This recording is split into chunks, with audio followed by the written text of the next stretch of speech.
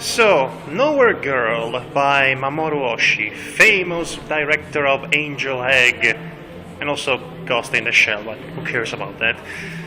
This is the most frustrating one for me, because I want to like it, and there are some parts of it that I genuinely enjoy, but so many more parts of it are absolutely annoying. That's kind of the story. The usual story with me and Mamoru Oshii's films.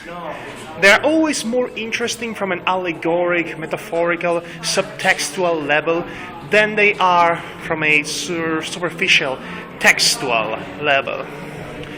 I find this style visionary, but also unbelievably annoying. I can't stand his use of characters standing around, talking, with great pauses between sentences, as in human compositions for his admittedly well put together scenes, the animation, that is, as if to reflect the alienated and alienating nature of our reality we are forced to live in, which is interesting and all, again, in theory, but once you get to see them and you sit down and get all of it in,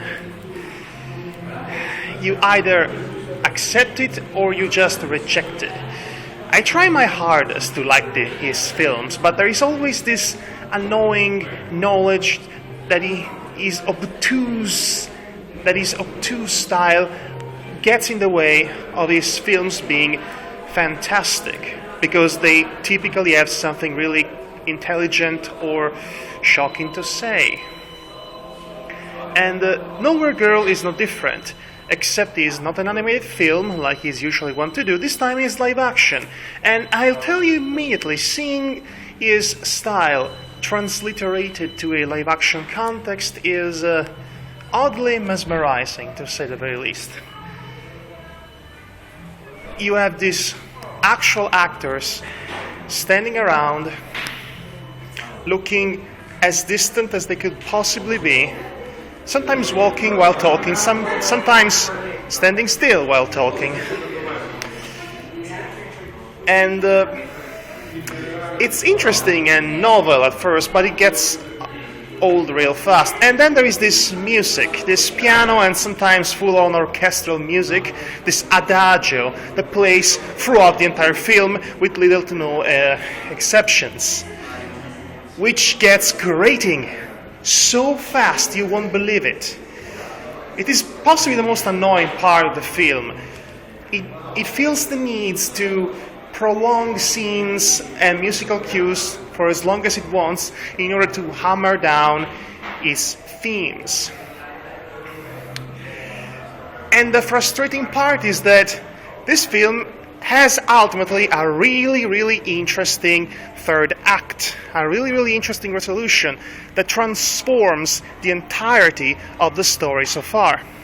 The story itself being that of a girl suffering from PTSD, and there are a series of mysteries concerning mysterious earthquakes coming and going, something that she's building in the auditorium of the school this story is based on. And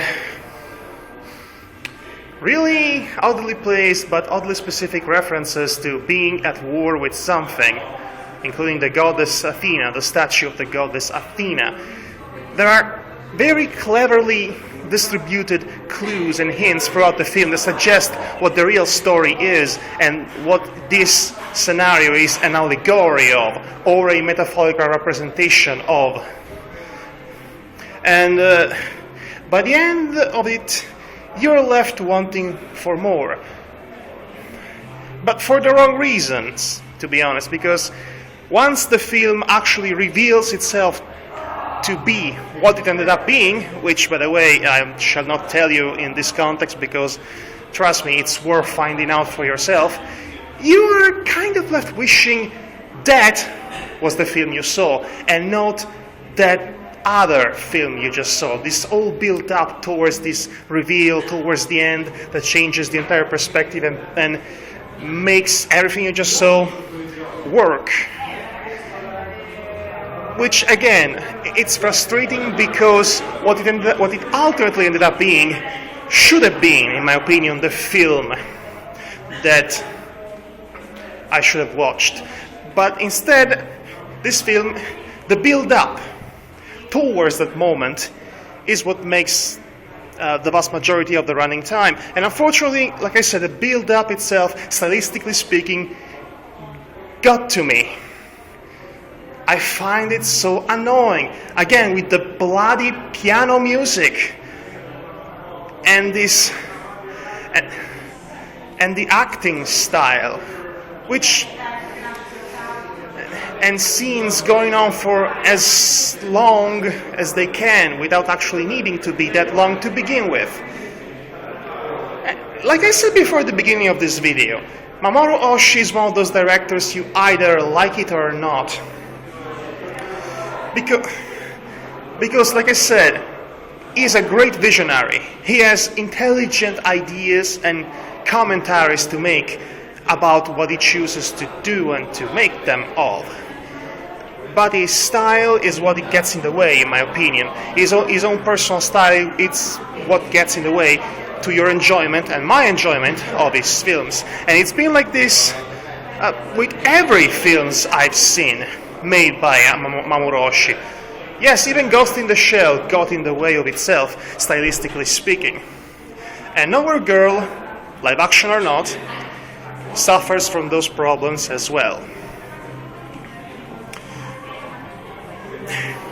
Like I said, I want to like it, but I can't fully enjoy it.